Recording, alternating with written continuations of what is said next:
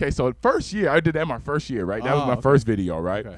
And I ended up doing like 3 of them. And I had a whole bunch of ideas, but just materializing them. You know what I'm saying? I'd get them to, some of them I'd get all the way through storyboard up into building the sets, and then I'd be like, you know what, I want to do something else, you know?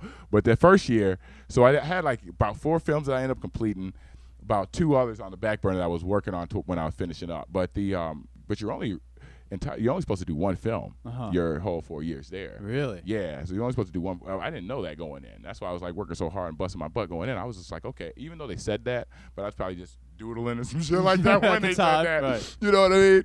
But so that first year, and I did that class. That was for one of my stop motion classes, but not stop motion. It was a cutout class, but it was dealing with like kind of like stop motion cutouts and all this other stuff. Yeah. And it was like, okay, you pick your project and you just do your little short. And it wasn't to be necessarily a full film. It was just to be like a little short, like a little 30-second, 45-second piece. Most of the other ones on the VHS tape we were watching were like that, but then yours was like 4 minute-and-a-half long bits. Yep. Chris Rock, Robin Harris. Yep. Red Fox. Red Fox and Eddie Murphy. Yeah. Yep. You did and they had them do the little stand-up. Yeah, the doo-doo. Yeah. And so that piece right there, and then my teacher was upset because, check this out. So the teacher of that class, this is what happened with them. This is how actually me and Jules got really connected, my mentor. And because he was already my mentor, but he was like, at that point, he didn't know like what I had. You know what I mean? Like, what is this guy? What's his thing? What's he specialize in? What's exactly. Like that? So at that point, I was working on that film the whole time, all year long. It took me that whole year working on that film, that first year, right? And as I'm doing it, I'm working late nights. I'm doing like super just late shifts, you know what I mean? And then waking up the next day, going to class and stuff like that. Sometimes not even going to sleep and just going to class, just busting my butt, right? And sometimes I'd be up in there late too. I'd come to class late because I slept. I mean, I just, overslept when I'm trying to get up because I'm working on this film stuff. So it comes down to the end. And she was just like, my teacher was frustrated, and I didn't tell her I was working on my stuff because I was like just really sensitive about my art. I didn't let people know. A lot of times I don't let people know what projects I'm working on until I'm done. I have like several projects going on, even still now, several projects going on, but it's like, you know what?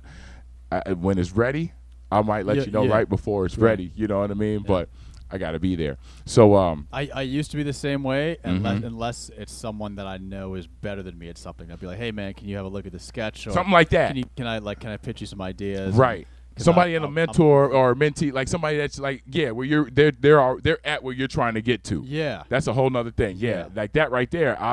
That's who I'm usually showing it to, building it to, trying to get it to there. Like those are the cats I'll build with. Even that peer that like from the music building or from like now sketch rooms, writers rooms, that like knowing, okay, you're working on whatever, a Black Seinfeld thing. Right. I'm working on a Black Guess Who parody. Right. All right, cool. Here's your idea. Here's mine. All right, I'm gonna make sure mine is better than yours. It's friendly, it's friendly and competitive, but it's still like period. Okay, cool. We know where we're at. I know what your deadline is. You know what my deadline is. But this is gonna be dope. This is gonna be dope. Yeah. So anyway, absolutely. And that's exactly what it is. So with that year, ultimately, I was seeing their projects, same type of deal, seeing their projects, and I was like, okay, I gotta make my shit super dope. So I wasn't letting them know, same type of deal, harvesting. So come showtime, everybody's showing their 45-second piece. Then I come with this little 10-minute piece, right? And they're just like, damn, okay, boom, okay, it's not done yet. Okay, it's not done.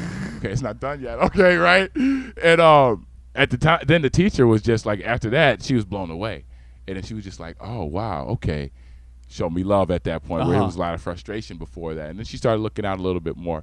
Still, it was like kind of, still took a while to understand my style, you know what I'm saying? But Jules saw it right off top. When he saw that, he was just like, okay, this dude is about just having fun and bringing life to this stuff. And he saw a lot of the colors and stuff, and then he helped enhance it. So long story short, that's when we started having our sit downs in his office, and then he just started kind of like just building with me at that point. It was just like, all right, check this out, homie, or throw this at me this way, or like we'll be in class, we'll put up a film just to kind of like see what cats are looking at, you know what I'm saying? And he'll ask a little question, and then we'll build on it. He'll ask little papers and have some marks about the papers. But Jules wrote a beautiful letter for me when I graduated, beautiful letter, and Jules, man, God rest his soul, man. Jules Engel, amazing man.